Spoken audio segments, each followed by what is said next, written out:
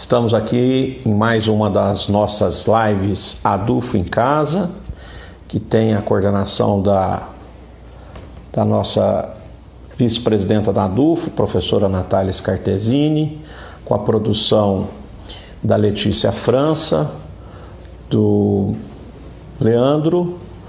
Eu sou o professor Sidney, presidente da Adufo. Nós, nesse momento, estamos aqui na nossa sede e hoje nós vamos fazer a live denominada Aspectos Sociais e Políticos da Crise Gerada pelo Coronavírus. Nosso convidado de hoje é o professor Leonardo Barbosa Silva e ele já está aqui conosco. Vamos colocá-lo na nossa sala daqui a pouquinho. Estou esperando ele solicitar. O professor Leonardo precisa solicitar para a gente a conexão, por favor, professor.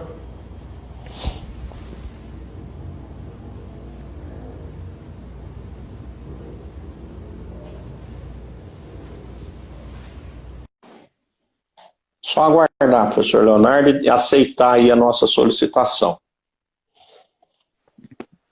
Ok, deixa eu reposicionar a nossa câmera aqui.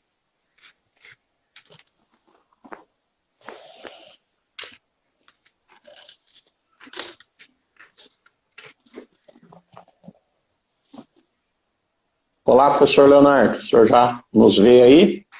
Boa noite, Sidney. Vejo e ouço bem. Ok, eu também o vejo e o ouço muito bem. Então, gostaria inicialmente de agradecer imensamente a presença do professor Leonardo na nossa noite de hoje. Professor, eu vou aqui ler as informações que nós retiramos aí do seu currículo Lattes, mas o senhor fique à vontade depois para retificá-las se tiver algum engano da nossa parte.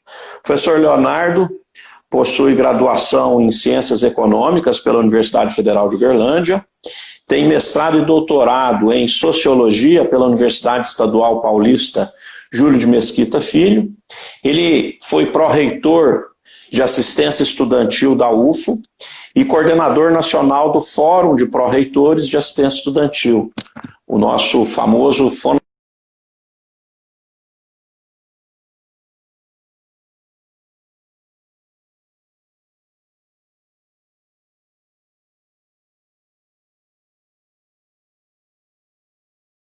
sobre evasão, retenção e perfil discente nas instituições federais de ensino superior.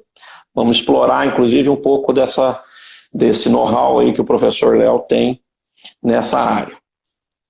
Ele está travado ali, vamos esperar ele reconectar. Ok, reconectou, está tudo bem. Eu estou vendo aqui que o professor Edilson já adentrou, o professor Felipe, também do IERE, saudamos aí, o professor Diogo também eu vi que nos acompanha, e me perdoem aqui que a tela sobe rapidinho, e eu ainda não tenho experiência no tal do Instagram, né, de acompanhar isso tudo.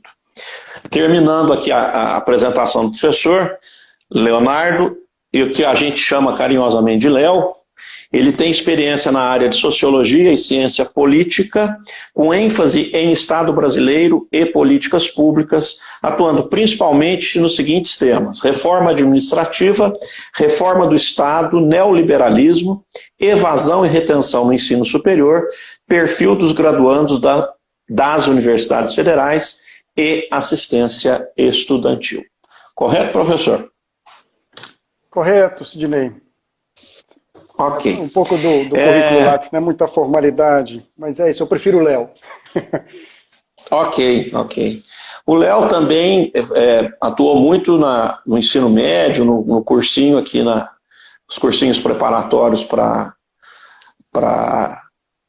o ingresso ao ensino superior. Como atuou na cidade de Uberlândia, eu sei que ele me xingava muito, né, Léo? Quando a gente estava, o Léo no cursinho e a gente à frente da Copev, xingava muito na época das provas, né? Porque isso é inerente à moçada que vem do cursinho, né? A gente sabe que é brincadeira, que o Léo sempre foi um grande companheiro aí, mesmo estando lá, vamos dizer, do outro lado da mesa, né? Para começar a nossa provocação aqui, professor, eu gostaria de fazer uma pergunta para o senhor. O negócio é o seguinte, muitas instituições e mesmo a imprensa, né, classificaram agora, o dia 19 de maio, como o pior dia da pandemia até agora. Aliás, essa última frase, entre aspas, o pior dia da pandemia até agora. E isso aconteceu porque nessa terça-feira nós ultrapassamos os 1.200 mortos diários pelo coronavírus, infelizmente. Então, aí vai a pergunta, quais são as medidas da ordem das políticas públicas que poderiam ter sido tomadas para que o cenário não estivesse catastrófico como nós constatamos agora, professor? Bom, Sidney, ótima pergunta. Eu começaria, antes de mais nada, agradecendo muito o convite da DUFO, do meu sindicato, para estar falando desse tema, né, dos impactos políticos, sociais, da crise que nós estamos vivendo hoje, e queria aproveitar a pergunta para iniciar o debate, primeiro talvez no atacado e depois no varejo, né? Esse debate sobre políticas públicas eu acho que é sempre um debate muito importante. No Brasil, dos anos 90 para cá, ele começou a ganhar mais relevância, as pessoas passaram a falar mais sobre políticas públicas, nós temos já disciplinas espalhadas Brasil afora, e com o passar do tempo, essas disciplinas e o próprio Estado tornaram o uso das políticas públicas cada vez mais científico, cada vez mais rigoroso. Então hoje nós temos metodologias, nós temos critérios para pensar, elaborar, formular, implementar, avaliar, monitorar essas políticas. E aí eu gostaria muito de dizer que, nesse sentido, a gente não consegue hoje mais imaginar realizar, elaborar política pública de maneira amadora, né? Isso não passa mais pela cabeça da ciência, não passa mais pela cabeça da burocracia, sobretudo na instância federal. Nas instâncias estaduais e municipais, a burocracia ainda não tem o perfil da burocracia federal, mas talvez a gente chegue lá, né? Alguns municípios maiores têm estruturas um pouco melhores. Mas estou dizendo tudo isso porque todo esse debate sobre políticas públicas, ele veio casado com o debate sobre planejamento. Pensar o longo prazo, né? Se projetar para além do tempo presente. E para isso, Sidney, normalmente a gente lança mão de um conjunto de ferramentas de diagnóstico. A gente, em políticas públicas, faz uso de dados, né? E por isso a gente precisa muito da ciência, a gente precisa muito de informações sólidas, de registros administrativos, a gente transforma esses registros em indicadores sociais, acompanha isso ao longo do tempo, para que a gente possa registrar tendências, para que a gente possa registrar marcas de grupos populacionais, de uma certa população, então como essa população age, como ela se comporta. Então as políticas públicas normalmente são feitas assim, elas entram na agenda do governo, por algum motivo em especial, o governo mobiliza a sua equipe, que começa a elaborar, analisar, né, fazer levantamentos, diagnósticos, apresenta possíveis soluções, o gestor, a gestora decide por uma delas, começa a implementação, prepara a máquina, executa, aí monitora, acompanha o passo a passo, né, vai usar indicador, vai usar a quantificação dos fenômenos para poder saber se implementou ou não corretamente. Depois avalia, né? Então, esse normalmente é o ciclo de uma política pública. Aí você me pergunta, né? O que a gente poderia fazer em termos de política pública para ter evitado esse cenário, né? O que nós vivemos hoje, ou o cenário recente em que nós encontramos 1.200 mortos. Bom, o que eu vou dizer um pouco é o retrato do que a gente não deveria ter feito, e a partir daí dá para saber um pouco o que sobraria, né, para que se pudesse fazer. A gente tem uma trajetória, Sidney, recente, de vários erros em termos de política pública. A gente pode começar, por exemplo, falando de alguns erros de política industrial, não tão recentes, né, mas que acumulam aí seus 20 anos, 30 anos. Nós abandonamos um pouco da política industrial, nós desindustrializamos o país. Hoje nós estamos dependentes de uma política, de uma indústria farmacêutica que está fora do nosso território, a gente está dependente de uma indústria que produz instrumentos médicos que está fora do nosso território. Então, a dependência de ventiladores chineses, a dependência de insumos indianos, fez com que parte da reação à crise ela fosse impossível, né? Não conseguimos reagir a tempo, ainda que o Brasil tivesse atrasado em termos de contaminação, né? A nossa população se contaminou bem depois da população europeia. Então a gente poderia ter se antecipado, mas por conta de um conjunto de erros históricos, né? Foi muito difícil esse ingresso. Mas tem mais, né? Nós erramos também porque a gente não preparou a nossa ciência para poder fazer os testes necessários. Você que é da área da saúde sabe muito mais do que eu. O Brasil poderia estar testando em massa, não é, Sidney? E se a gente não testa, olha a catástrofe que nós vivemos. Se nós não testamos a população, hoje fazemos em torno de 5 mil, 10 mil testes dia, para a gente atingir, sei lá, 30%, 50% da população, demoraremos meses, anos, né? Então, nesse ritmo, nós não saberemos quantas pessoas realmente estão infectadas, e ao não sabermos, não sabemos onde estão, qual é a dinâmica territorial, qual é a dinâmica racial, qual é a dinâmica de gênero, qual é a dinâmica etária, não sabemos qual é a dinâmica regional, nós não sabemos nada da dinâmica dessa doença. Então, como vamos nos precaver, como vamos reagir no curtíssimo prazo aos movimentos dela, sem condição de realizar diagnóstico, né? O que nos sobra? Nos sobra fazer o isolamento social, né, que é uma medida antiga. A medicina faz isso há muito tempo, né? As políticas de saúde e de isolamento são muito antigas nesse sentido. Mas, enfim, erramos muito ao não termos testes locais. Investimos pouco em ciência e tecnologia. E isso é culpa do Ministério de Ciência e Tecnologia, isso é culpa dessa gestão que reduziu drasticamente o investimento em ciência e tecnologia. Isso é responsabilidade de uma política equivocada da emenda constitucional 95. Isso é responsabilidade de um modelo neoliberal que enxugou recursos para o investimento em várias áreas. Mas erramos também em política de saúde, porque subfinanciamos o SUS, porque não conseguimos produzir saneamento básico para boa parte da população, porque não conseguimos fazer isolamento social, que é o remédio que nós temos a curto prazo, né?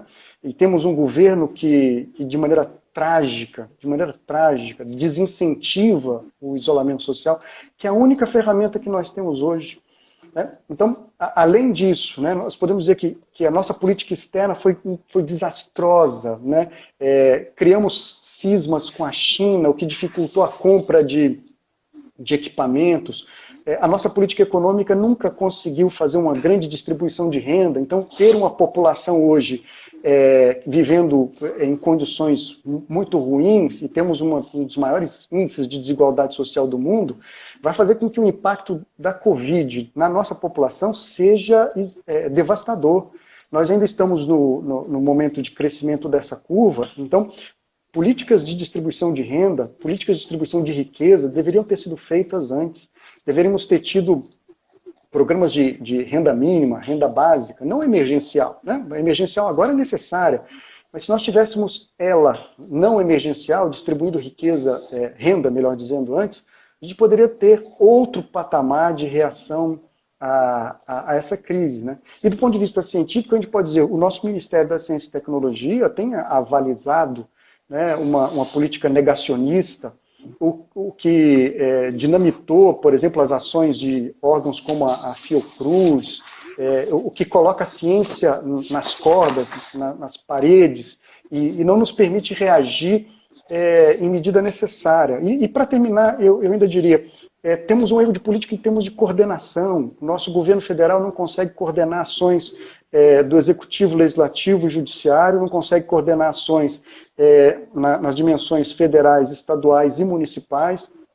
Ele não consegue dialogar com os poderes e fazer com que a gente tenha uma ação coordenada. E por tudo isso, eu usaria aqui uma metáfora que é dolorosa, mas a sensação que eu tenho, Sidney, é que hoje a gente está dentro de um veículo que aquaplanou. Sabe, e você não tem mais o controle, você não tem mais a direção. E o que você faz quando um veículo aquaplana, né? Você se coloca na posição que talvez possa proteger sua vida, mas o impacto vai chegar. Você não controla mais o veículo.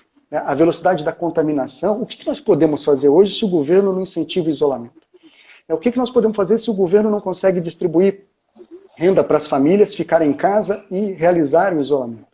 Então, é uma tragédia anunciada. Nós vivemos um período de muito sofrimento, porque o número de mortos ele vem se elevando, e a expectativa é que ele seja ainda maior, né? Hoje nós estamos falando talvez em 120 mil mortos, né? A expectativa de alguns jornais hoje, que a gente alcance em breve. Então, eu acho que do ponto de vista de política pública, erramos, falhamos muito em vários aspectos e o cenário recente, futuro, parece indicar algo muito próspero. Professor, muito boa a sua resposta e ela abrange o seguinte tema, né? O senhor colocou aí mais pelo meio da resposta o seguinte, fica sempre essa dúvida de que qual a necessidade do país produzir a sua própria ciência, do país ter controle, por exemplo, sobre geração de energia elétrica, do país ter controle sobre seus meios de transporte, sobre sua produção de petróleo, né? Porque isso fica aparecendo em situações de normalidade social, né? Econômica, fica parecendo que isso é uma piração, que isso é uma paranoia, principalmente desse pessoal esquerdopata, que fica se recusando a se render ao neoliberalismo, né? Afinal de contas, vamos importar o que precisar, etc., né? Quando precisar de um teste para uma doença, vamos importar, né? Bom, e aí, o país que você quer importar não tem para te exportar, ou não quer te exportar, você faz o quê? Né? Agora, isso...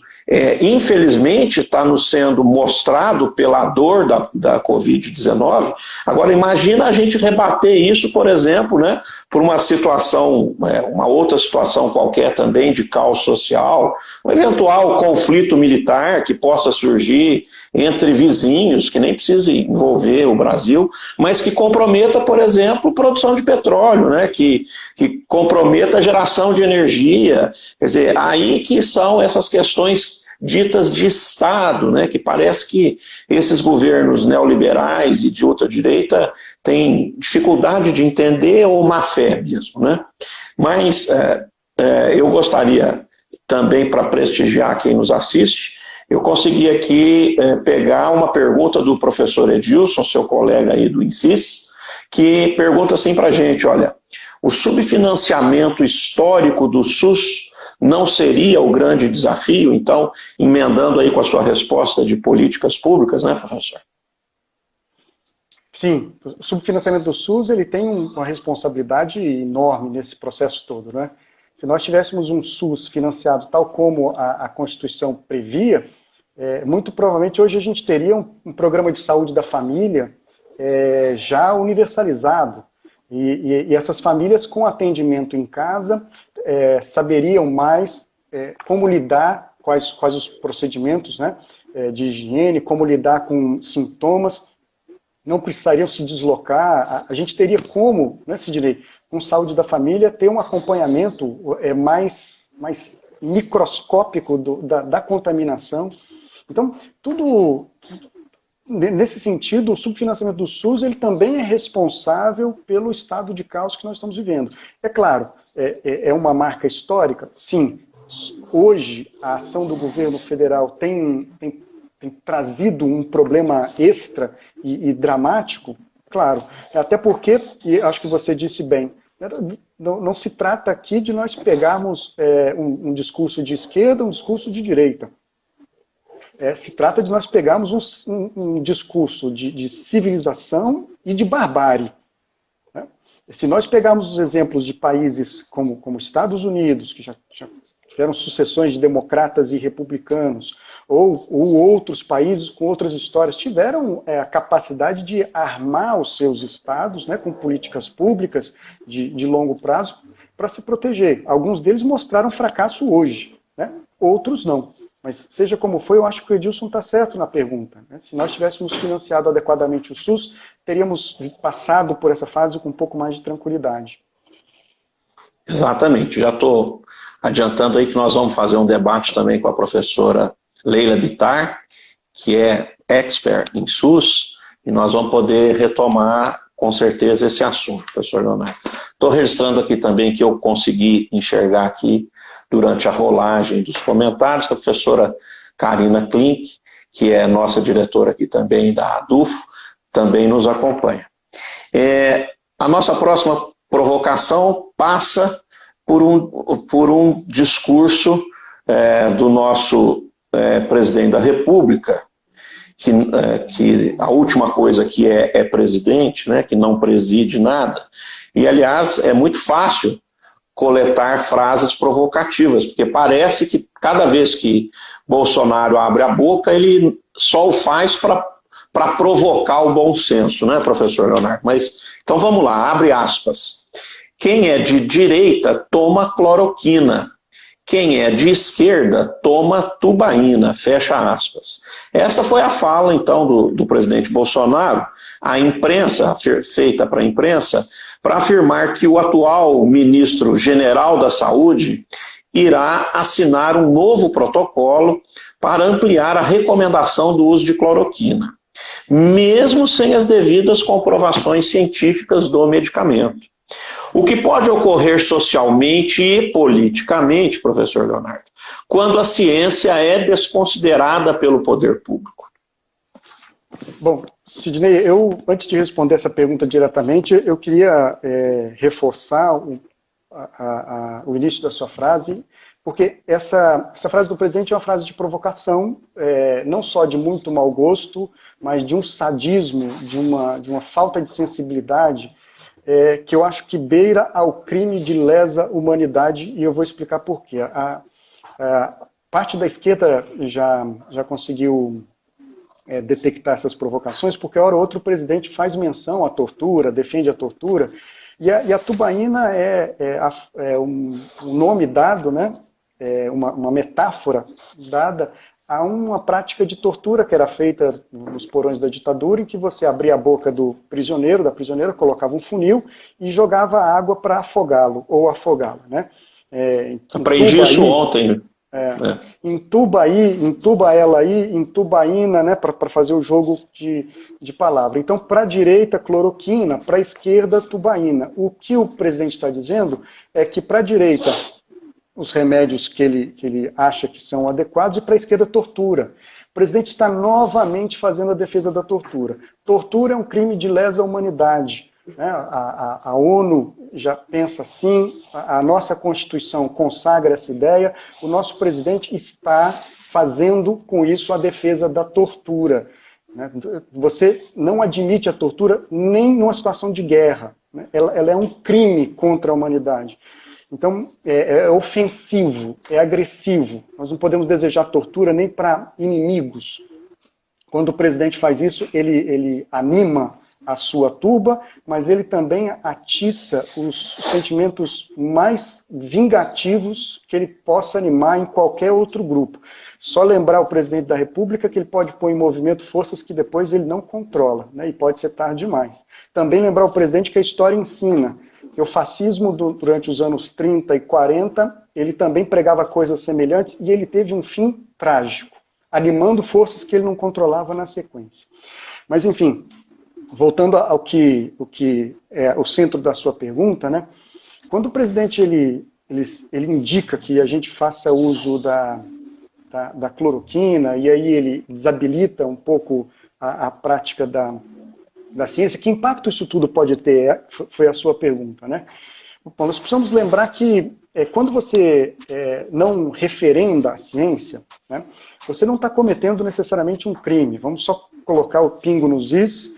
Alguns amigos meus podem achar essa frase estranha, porque eu sou um grande defensor da ciência, mas eu reconheço que a ciência não é dona da verdade, né? Só que a ciência ela vai atrás da verdade como outras formas de relações sociais, usando metodologia. A gente tenta confirmar os resultados através de métodos. Podemos errar, né? Podemos errar. Mas é o que nós temos de mais seguro para nos levar próximos da verdade. Quando você desautoriza a ciência, você anima um conjunto de comportamentos. Quais comportamentos? Bom, você imagina só, Sidney, logo que passarmos essa pandemia, como é que as pessoas vão se comportar nas próximas campanhas de vacinação? Como é que as pessoas vão se comportar diante de recomendações do Ministério da Saúde sobre por exemplo, a dengue, sobre remédios que você pode tomar em alguns casos de doença. Como é que nós vamos nos comportar quando a população receber orientações acerca de segurança pública? E a segurança pública é feita em cima de dados de mapas de criminalidade, com critérios científicos. Então você começa a desautorizar as políticas públicas, você desautoriza órgãos públicos. Eu imagino o que vai ser a vida da Anvisa, né, num ambiente de negacionismo. Como é que você faz política pública negando a ciência? E tendo um governo que também é negacionista, o que ele deve promover, é o que tem promovido já, é o esvaziamento desses órgãos que produzem ciência. A situação da Fiocruz no início do mandato de Bolsonaro foi uma situação constrangedora. Ela teve um estudo sério feito sobre as drogas ilícitas no Brasil, mapeou as drogas ilícitas no Brasil, o consumo, e chegou ao resultado de que nós não vivíamos, como não vivemos, uma epidemia. Mas como o governo queria confirmar a existência da epidemia, ele nega os relatórios da Fiocruz. A tradição que a Fiocruz tem em produção de ciência, de conhecimento, né, conseguiu salvar muitas vidas. Então, o resultado imediato, né, do negacionismo é a perda das vidas. Nós vamos conseguir em breve, Sidney, passando esse trauma, porque nós, por enquanto, o momento exige que a gente salve vidas. No momento seguinte, a gente vai colocar a culpa nas costas dos responsáveis. Cada óbito nas costas de quem abriu o comércio quando não deveria abrir, de quem não estimulou o isolamento social, de quem indicou cloroquina sem que ela tivesse qualquer tipo de estudo que a embasasse. Né? Então, nós temos impactos não só do ponto de vista de outras políticas sociais, de saúde, mas também temos impactos no momento que a gente está vivendo. E, por fim, eu diria, tem um terceiro impacto importante. Quanto mais você nega a ciência, mais você esvazia o campo científico, menos pesquisa e desenvolvimento, menos tecnologia, menos inovação você produz. E como é que o Brasil vai se colocar na divisão internacional do trabalho, né, se relacionando com países no mundo, se a gente não tem ciência de ponta? Né, vamos continuar...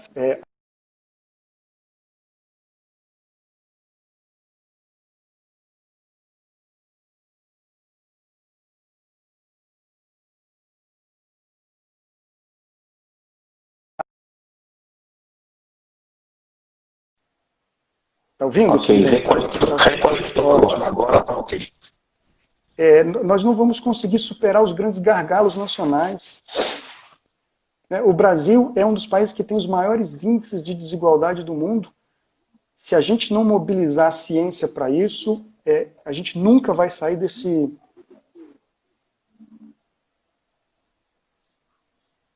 Sidney, você me ouve? Estou tão estupefato que o senhor está me vendo paralisado aqui pela sua fala, mas lhe ouço perfeitamente. Então essa era a ideia. Eu acho que o impacto vai ser negativo no curto, no médio, no longo prazo, para a ciência, para o desenvolvimento, para a superação dos gargalos nacionais, para a nossa colocação internacional. Né? É um cenário trágico também. Ok. Professor, a gente lamenta, a gente que é da área aí biomédica, né? Já quando se começou, quando os Estados Unidos, por obra e graça aí dos presidentes republicanos, né, já começaram a oficializar as dúvidas, por exemplo, sobre a teoria da evolução de Charles Darwin, né? Começaram a ensinar criacionismo. Para mim isso foi de um desalento, né, para a gente que é da área, que usa os princípios darwinistas para falar de fisiologia, por exemplo. Eu costumo provocar o seguinte para os meus alunos: se alguém aqui... E veja, Léo, tem muito aluno que acredita, aluno da área biomédica, que acredita em criacionismo. A gente fala assim, bom, você sabe por que você toma antibiótico por 7 dias e não quando apenas desaparecem os sintomas? É por causa do darwinismo. É a seleção natural das bactérias. Se você parar de tomar o antibiótico quando desaparecem os sintomas, as bactérias que estão ali sem produzir sintomas, mas resistentes ao antibiótico, que ainda não morreram, elas vão voltar e te atacar de novo, e aí de forma mais grave. Então, você quando segue uma ordem médica de tomar o antibiótico por 7 dias, você está sendo fiel ao darwinismo, a teoria da seleção natural, e pode não estar sabendo, né? Mas alguém já disse, né? Perdoa porque não sabem o que fazem. Enquanto não souber, a gente vai perdoando a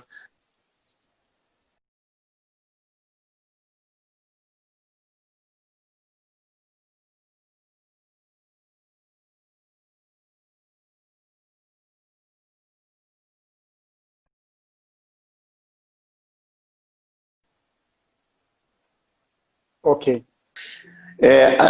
Se a ignorância é inata ao ser humano, é para isso que estamos nós aqui, professores, para oferecer a cura desse mal inato que é a ignorância, né? O que é ruim é que as pessoas adquirem o conhecimento e depois parece que elas querem, que está acontecendo muito no mundo de hoje, né? Sob Trump, sob Bolsonaro, é que as pessoas querem mergulhar de novo na ignorância.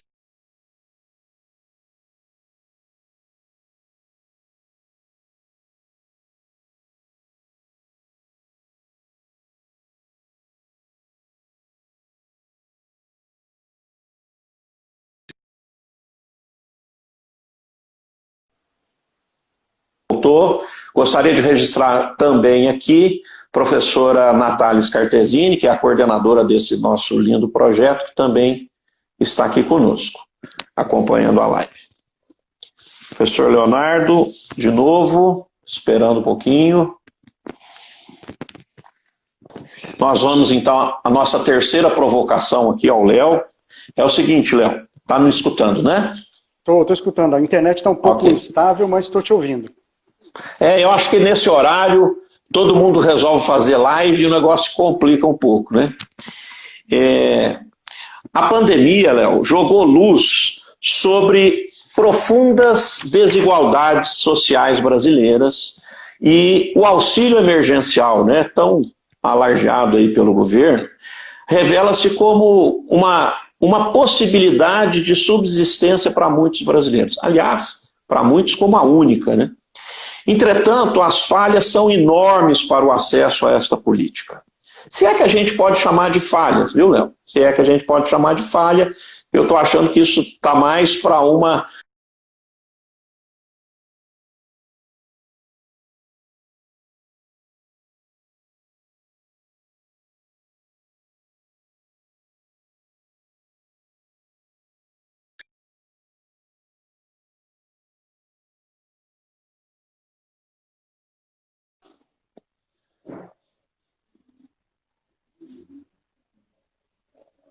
Aí, voltou. Léo, então, deixa eu te fazer a pergunta agora. Na sua visão, quais seriam os equívocos dessa medida do auxílio emergencial de R$600 em termos da formulação? O que está dando tão errado assim que os pobres estão ficando sem essa ajuda mínima? Sidney, essa política ela tem vários problemas, né? Muito embora a gente tenha que comemorar, por um certo lado, por ela ter sido implementada, né? Caso não fosse, seria um quadro muito pior que a gente encontraria. Mas ela tem problemas muito graves. A gente começaria dizendo o seguinte, eu faço a defesa de que o Brasil ele deveria ter um programa de renda básica não emergencial, né? Há muito tempo nós já deveríamos ter incorporado um programa universal de renda para que as pessoas pudessem ter minimamente condições de sobreviver, independentemente da sua inserção no mercado de trabalho. Então, ter ou não ter um emprego, né, não pode ser um critério para que você tenha dignidade, para que você tenha saúde, para que você tenha direitos, para que você seja um ser humano, né? Então, antes de mais nada, a renda básica deveria ser uma política de Estado. Bom, no meio da crise, ela aparece, e ela aparece com vários problemas, eu vou tentar enumerar alguns. O objetivo dela foi tentar fazer com que a população tivesse condição de, durante a travessia da crise, né, acessar recursos, acessar dinheiro, né, para que pudesse realizar a sua sobrevivência, mesmo que a economia tivesse parcialmente parada. O que a renda básica emergencial propõe é que a gente estabeleça um perfil de brasileiro, de brasileira, que possa acessar R$600, podendo chegar até R$1.200, no caso de de mães que não têm companheiros e companheiras para dividir as despesas do lar, mas enfim, durante 3 meses, a partir de um cadastro feito pela internet. E todo o cadastro, assim como o acesso ao recurso, isso é dado por um banco só, que é a Caixa Econômica Federal. Bom, aonde estão os problemas? Você quer atingir a população que menos tem renda e você exige que ela se cadastre de maneira virtual, usando internet, usando o celular. Parte da população não tem celular. E mesmo a parte que tem níveis de renda muito baixos, eles podem ter muita dificuldade de usar os aplicativos, né? Então, esse é um problema grave. Segundo problema, você centraliza isso na Caixa Econômica Federal. Por que centralizar na Caixa Econômica Federal? Porque aí tem um debate político. Você queria levar água para o moinho de algumas forças políticas dentro do governo. Há regiões do Brasil que, não dispondo de agências de Caixa Econômica Federal, dispõem de agências lotéricas. Se você descentraliza para todos os bancos, você permite que as pessoas tenham acesso facilitado. Eu posso acessar um banco que está no meu bairro, que pode não ser a Caixa Econômica Federal. Então, descentralizar diminuiria o deslocamento, facilitaria as pessoas a acessarem o benefício. Você poderia, de imediato, enviar para a casa das pessoas, independentemente do cadastro, né? Porque já existe um CAD único, já existem órgãos públicos, em nível municipal, os CRAS, que cadastram pessoas com nível de renda mais baixo, que poderiam ter feito esse serviço. Então você poderia também ter descentralizado do nível federal para o nível municipal. Você acessaria muito mais facilmente a população, evitaria que ela saísse de casa. E quando você centraliza num banco só, inclusive o cadastro, você realiza filas, você aglomera, você sobrecarrega o banco. Funcionários da Caixa Econômica Federal estão trabalhando 12 horas por dia para dar conta de dar vazão aos pedidos. Além disso, o governo, veja a loucura, ele estimou que haveria uma demanda de 25 milhões de pessoas pela renda básica. Só no CAD único, Sidney, nós temos 77 milhões de pessoas. Então, ele subestimou em relação ao CAD único por 3 vezes. E as demandas hoje já chegam a 96 milhões de pessoas. Então, é uma pesquisa mal.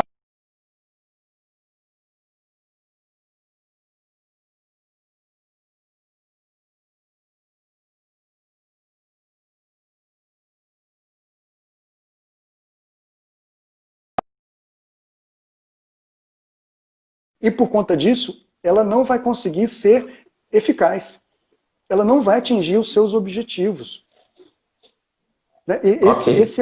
Esse é um dano, talvez um dos danos mais sérios da renda básica. O que poderíamos fazer? Né?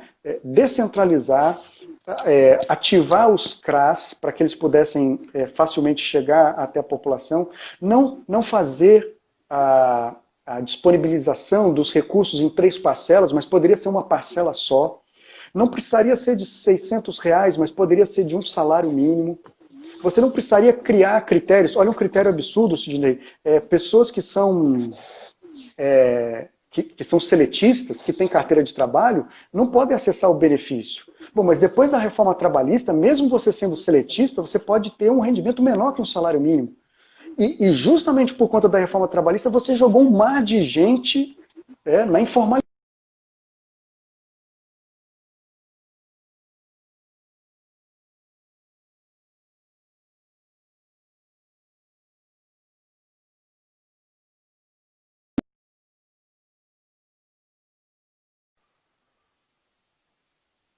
Estamos hoje e está dando problema. Então, escrevam aí. EAD não funciona.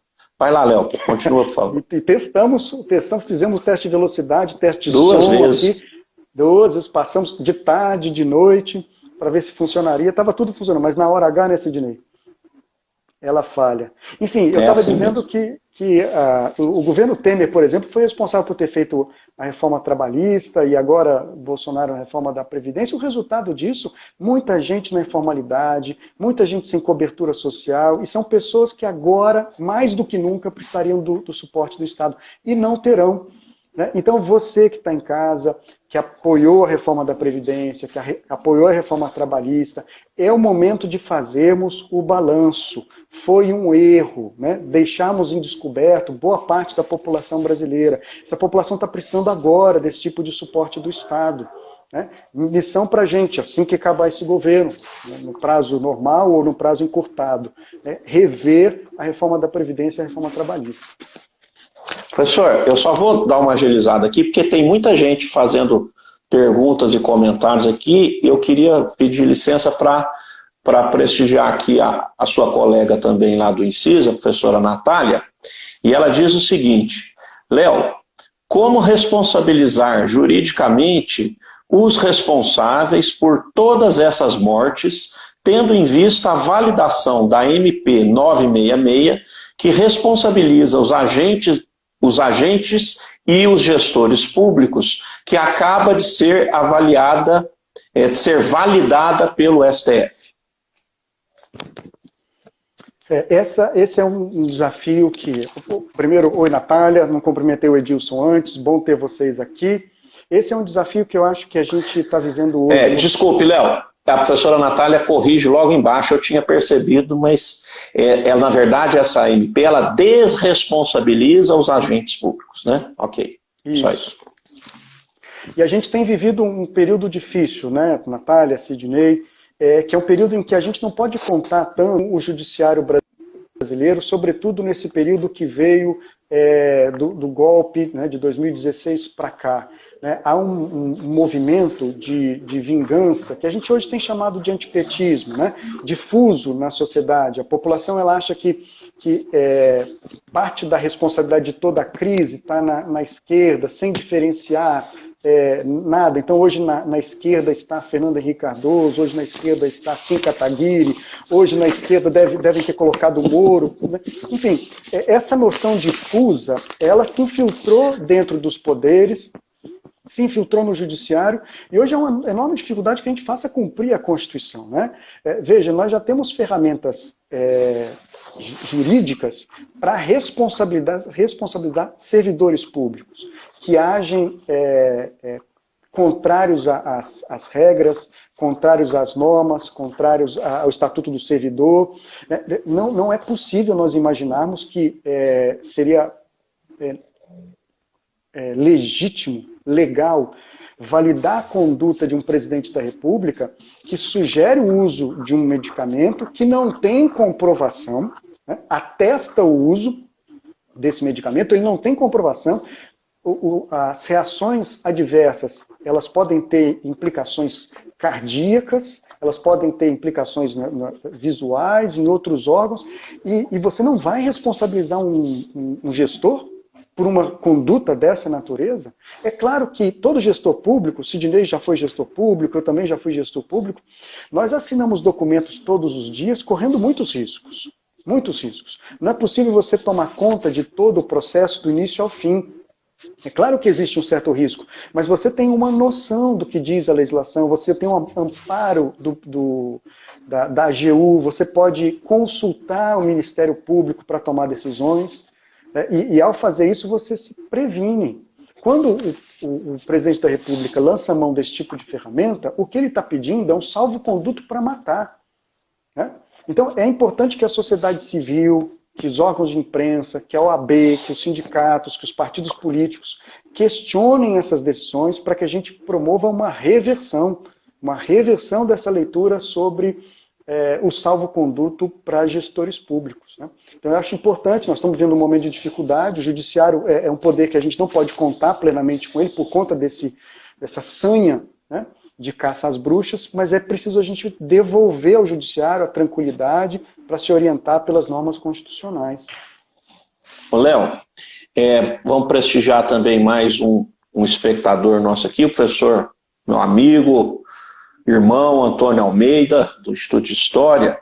Além de parabenizar a ADUFO, ele se dirige ao Léo dizendo o seguinte: Léo, se esse governo não for barrado, demoraremos décadas para recuperar o terreno perdido. Será que nós vamos permitir isso? Essa é a pergunta das nossas vidas, né? É uma pergunta das nossas vidas. Essa é a pergunta central, porque Não se trata, insisto, uma questão de um debate entre esquerda e direita. Não se trata mais uma questão que envolve o partido A ou o partido B. Nós estamos, nesse governo, vivendo a negação de um conjunto de direitos, um conjunto de dignidades que nenhum partido poderia abrir mão. Então, se você chega hoje na Alemanha e faz uma saudação nazista, partidos de direita, partidos de esquerda, vão te reprimir. Se você vai ao Chile hoje e faz uma menção honrosa a ex-ditadores, você vai sofrer retaliação, inclusive do presidente da República, que não é um presidente de esquerda. Por quê? Porque tem parte da ação humana que a gente não pode admitir. E hoje, com o negacionismo, com essa leitura obscurantista, que nega a ciência, com a defesa da tortura, com a incapacidade de ser empático, de produzir empatia com os mortos, celebrar a violência, celebrar a tortura, celebrar a vingança, celebrar a derrota de frações da população, ignorar a morte, perguntar e daí? Viver todas essas circunstâncias já não divide a gente entre esquerda e direita. Já não divide a gente entre o partido A e o partido B. Nos divide entre aqueles que defendem a civilização e aqueles que defendem a barbárie. E eu quero fazer uma menção aqui a alguém que se transformou numa referência, justamente para reforçar a ideia de que é possível que as pessoas mudem. Felipe Neto está absolutamente correto. Não é mais possível tolerar a intolerância. Não é possível ter paciência, abrir espaço, respeitar esse tipo de visão de mundo. Respeitamos todas as visões de mundo, desde que elas operem dentro do campo da civilidade, do humanismo, da empatia. E por isso, eu poderia muito bem respeitar alguém que fosse do PSDB, do DEM, qualquer agrupamento de direita, de centro, de esquerda. Poderíamos estar em melhores mãos se qualquer outro candidato a presidente da República tivesse sido eleito. Claro, poderia não ser o dos meus sonhos, poderia trazer um conjunto de prejuízos às classes que eu defendo, mas nós não estaríamos discutindo o que é o elementar do ponto de vista da civilização, a defesa da vida, o elementar, a defesa da vida. Então, Antônio, eu acho que essa é a tragédia que nós precisamos interromper a qualquer custo, porque eu já hoje acho que é uma questão de vida ou morte. A continuidade desse governo é uma questão de vida ou morte para boa parte da população. São 120 mil mortos, ou nós bateremos a casa de 1 milhão, dada a subnotificação, a subtestagem. Então, vamos ceder os nossos parentes, vamos ceder os nossos entes queridos, essa é a fração da doação que nós vamos fazer a esse governo. Vamos aceitar calmamente que eles morram, não vamos fazer nada. Vocês não têm pessoas idosas na sua família? Vocês não conhecem pessoas que vivem nas periferias e que vão morrer? E que tipo de empatia nós temos em relação a essas pessoas? Vamos dar o salvo-conduto para esse presidente da República, fazer isso com elas e perguntar, e daí? Não, ele tem que ser responsabilizado e esse governo tem que ser interrompido. Como? Não sei. Léo, hoje o público aqui está participando bastante. Eu estou guardando aqui a nossa última provocação. Nós ainda temos aqui uns 12 minutos para você ir aí fazendo o timing das suas respostas. Professor Edilson, volta a fazer uma pergunta que eu acho muito interessante, porque quando nós discutíamos um possível corte nos salários dos servidores federais, que o então ministro Paulo Guedes aventou há algum tempo atrás, já há um bom tempo atrás, nós falávamos aqui no Linha de Frente radiofônico sobre a emissão de moeda. E o professor Edilson retoma esse ponto aqui, olha, ele fala o seguinte: a emissão de moeda vem sendo defendida por economistas de diversas vertentes. Como você avalia isso? Não seria uma grande ferramenta para injetar liquidez na economia? O professor Leonardo tem graduação em ciências econômicas. Então vamos aproveitar um pouco aí da expertise dele. Tem um tempão que eu não trabalho muito nessa área, mas é uma área que eu guardo muita saudade e muito carinho por ela. Os liberais não vão gostar muito do que eu vou dizer, Sidney e Edilson, né? Os liberais sempre trabalham com a perspectiva de que os recursos eles são escassos, são limitados e são escassos. Mas, aproveitando a fala de um grande mestre, Beluso, né? O Estado ele não tem só monopólio da violência, ele não tem só o monopólio da força, ele também tem o monopólio da moeda.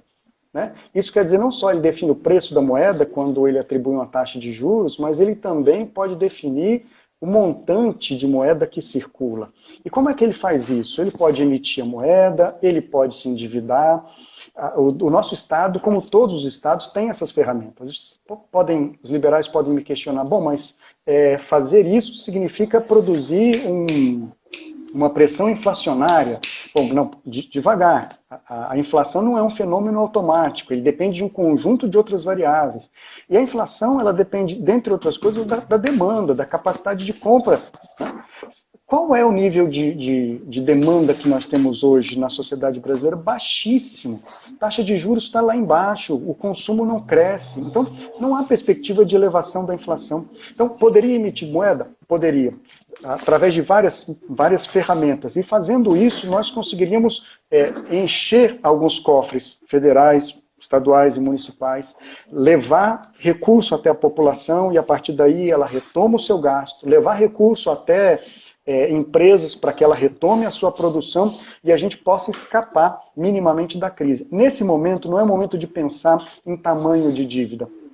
Esse momento é o momento de pensar em salvar vidas. Lá na frente a gente resolve o nosso problema com dívida. Agora a gente salva vidas. E se a gente não fizer esse movimento, que os liberais estão defendendo, né? Não é um movimento que keynesianos defendem. Keynesianos já defenderam isso durante muito tempo, né? Nesse momento, os liberais também estão fazendo essa defesa. Em vários lugares do mundo, países centrais, do capitalismo central, estão fazendo emissão de moeda. A gente está atrasado. E se não fizermos, nós vamos demorar muito tempo para recuperar a economia. Talvez 2 anos, 3 anos, 4 anos patinando. Aí é o seu emprego, é o meu emprego, e é a vida de milhões de brasileiros e brasileiras. Então, essa é uma alternativa necessária, urgente, aliás, atrasada, para o caso desse governo. A agenda do governo Bolsonaro, ela é ridícula. Ela é ridícula. Estão discutindo reformas. Alguns dias atrás, precisamos ainda repensar a reforma administrativa. Que reforma administrativa? Você precisa colocar o Estado para funcionar, para levar serviço público para as pessoas. Precisamos pensar ainda na reforma tributária. Sim, mas a reforma tributária demora tempo para ser feita. Até ela ser feita, o que você precisa fazer agora é emitir moeda e levar a moeda, levar a liquidez até a sociedade, para que a sociedade possa se comprar, a economia reativar. Caso contrário, 3, 4 anos de recuperação. Léo, isso é conveniente a gente tocar nesse assunto da economia, porque quem foi grandemente alardeado como talvez a pessoa que trouxesse algum grau de sanidade a esse insano governo seria o tão bajulado Paulo Guedes, né, o posto Ipiranga. E a gente vê que mesmo ele é completamente perdido. Porque, veja, não é questão da gente discordar ou não do que ele fala, é questão que ele não mantém a coerência, né? Quer dizer, ele mesmo às vezes fala de emitir moeda, de injetar mais dinheiro na economia e tal, depois ele volta a falar de cercear salários de servidores, de cortar salário, de reforma para fazer superávit primário de novo, aquela conversa de novo, né? Então, a gente vê que o negócio realmente é desordenado. Paulo Guedes é incapaz de raciocínio lógico. Ele fica vomitando dogmas que ele aprendeu lá com a escola de Chicago, né? E não consegue adaptar isso a um novo mundo, ao mundo de uma pandemia, né? Eu estou vendo gente aqui que está falando que a gente podia estender a live. Por mim, eu ficaria aqui indefinidamente até o professor Leonardo se cansar. Mas a gente só tem que lembrar, já estamos aí faltando 7 minutos ou até menos, que quem nos limita é o Instagram. Ele, com 1 hora, ele derruba a live, e aí, se a gente não tomar cuidado, a gente não consegue, inclusive, salvar essa maravilhosa live que o professor Leonardo está nos propiciando, nos nossos arquivos. Então nós vamos ter que nos enquadrar aí. E eu vou partir então para a nossa última provocação e já deixar, se o professor Léo quiser fazer alguma consideração final, porque eu tenho medo que não consigamos retornar. Se cairmos, é o Instagram e já fica aí a nossa saudação. Nossa saudação final. Então, professor, a gente gostaria que o senhor comentasse a última declaração do ministro da Educação, aquele, né, que o Enem não existiria para solucionar desigualdades sociais. Essa é bem a sua área, né? Mas sim para selecionar os melhores, né? Por favor. Sidney, a gente tem que ter muita paciência para ouvir uma frase dessa e mesmo para dialogar com uma frase dessa, né? Quem está nos assistindo pode achar essa frase um pouco arrogante, essa minha, mas imaginemos o seguinte: a desigualdade social é durante muito tempo já indicada como talvez o principal problema, a principal marca da história brasileira, que destinou para várias vidas, né, a incompletude de direitos. Então, superar a desigualdade significa dar ao Brasil um outro patamar de existência, inclusive do ponto de vista do desenvolvimento. Então, todas as políticas públicas, não a educacional exclusivamente, todas as políticas públicas têm o dever de combater as desigualdades. Todas elas. Então, essa seria talvez o primeiro escorregão do Weintraub. Não é a primeira vez que ele Aliás, faz, isso é um preceito constitucional, né? Sim, sim. E curioso, né? É uma marca desse governo, você está certo. O Guedes, ele não tem habilidade, ele não tem capacidade cognitiva, ele não consegue ter o refino para ocupar o cargo que ocupa. E se você passar em revista aos ministros e ministras do Bolsonaro, isso é um pouco a marca dele, né? Vivemos um governo do bizarro, né? O governo da estupidez, o governo da paranoia. E aí, continuo atrás da sua pergunta. Quando ele diz, não é papel da educação combater as desigualdades, o ministro está redondamente mal informado. Se nós pegarmos uma política pública só, vamos selecionar o ensino superior e olhar só o ensino superior, o que a política de cotas conseguiu fazer? E as cotas, elas não são só raciais, para as pessoas que têm problema com as cotas raciais, elas são também sociais, porque elas selecionam quem vem de origem em escola pública. O resultado, para quem nos ouve, para quem nos vê, é que num prazo de 2010 até 2018, nós levamos a população universitária, de 40% dela que via com até um salário mínimo e meio de renda per capita, para 70%. Hoje, 70% da vida universitária estudantil, ela é representada por estudantes que têm renda de até um salário mínimo e meio. Até meio salário mínimo, Sidney, são quase 30% dos estudantes das universidades. Esse pessoal nunca entrou numa universidade. Então, toda a herança da humanidade, toda a herança civilizacional que as universidades guardam, agora estão sendo distribuídas para outras pessoas. Todo mundo que entra na universidade tem uma predisposição para alcançar um nível de renda dobrado em relação ao seu início. Então, a vida universitária dobra a oportunidade de inserção social. Então, levar pessoas para a universidade, Weintraub, sim, corrige desigualdade social. Criar cotas, sim, corrige desigualdade social. Então, é uma enorme estupidez. A terceira estupidez é apostar na meritocracia, né? Porque ele vai dizer que o papel do Enem é selecionar os melhores. Como selecionar melhores num mundo absolutamente desigual? Se fizermos uma conta básica, Sidney, escolas públicas, elas têm em torno de 5 aulas por dia, as privadas são 6. Em 5 dias de aula, né? Em 5 dias de aulas nós temos 5 aulas a mais. Se contarmos o sábado, que as escolas particulares também dão aula, as públicas não, são mais 6, então são 11 por semana. Se multiplicar isso por 32 semanas, são mais de 300 aulas de diferença entre a rede pública e a privada. Sem contar os dias que muitas vezes os professores têm dificuldade de chegar à escola e são perdidas aulas na escola pública, né, com muito mais frequência do que na escola particular, né? Então, como eu posso disputar em regime de igualdade com uma pessoa da iniciativa privada se ela tem 300 aulas a mais do que eu? Aonde está a meritocracia? Então, é uma estupidez. Nós vivemos um império da estupidez com esse ministro e com os outros, infelizmente. Por isso é importante interromper. Eu tinha muita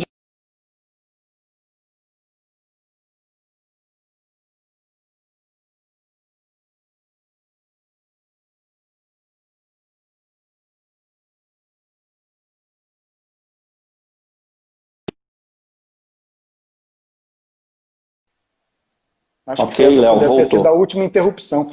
Isso que eu falei, tá te avisando. Então, eu tinha muita divergência em relação ao Paulo Renato, ministro da Educação do governo Fernando Henrique Cardoso, mas era possível estabelecer diálogo.